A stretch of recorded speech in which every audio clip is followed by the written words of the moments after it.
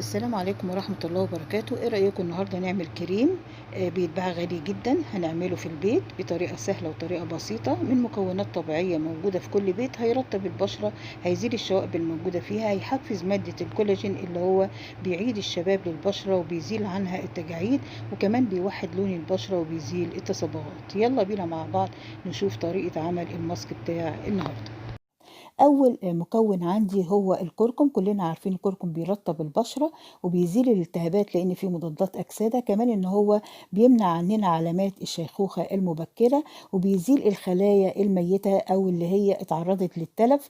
كمان ان هو مفيد جدا لان هو بيدي البشره نعومه وبيديها طراوه، وفي نفس الوقت بيبيض البشره.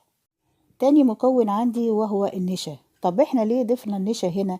لان النشا بتبيض، بتفتح الجلد، بتنقيه، كمان ان هي بتمنع ان الجلد يحصل له جفاف لانها بتحتوي على مادة مهمة جدا وهي البوتاسيوم.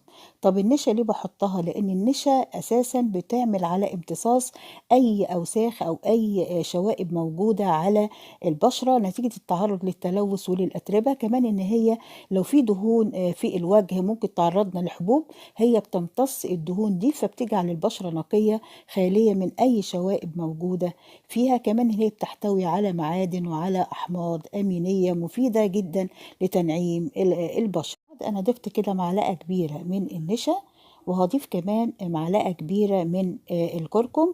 تالت مكون هنضيفه مع بعض وهو مهم جدا للبشرة، بيرطبها وبيعمل على تجديد البشرة، انه بيحتوي على او بيحفز مادة الكولاجين اللي هي تعتبر بروتين موجود في الجلد، بتحفزه لان هو يتكون مرة تانية فبيمنع عننا التجاعيد المبكرة.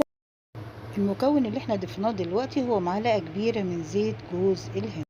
رابع مكون ضفته دلوقتي او هضيفه اللي هو عبارة عن معلقتين من اللبن، ما زودش عن كده لان انا عايزه الخليط يكون سميك شوية عشان يقدر ان هو يثبت على الوجه.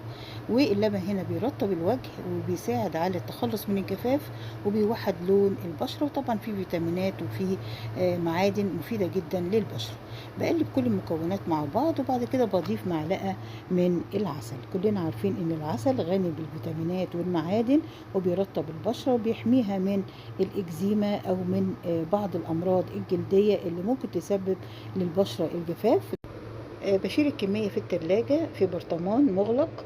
باخد على قد البشرة كمية وببدأ ان انا اعملها كماسك للبشرة واسيبها لمدة ربع ساعة، وبعد كده ببدأ اغسلها بالماء الفاتر ثم الماء العادي. انا هنا طبقت على ايدي بدل البشرة، وبعد كده طبعا بلاقي تحسن جدا في البشرة. اتمنى ان انتوا تجربوا الماسك ده ان شاء الله ينال اعجابكم.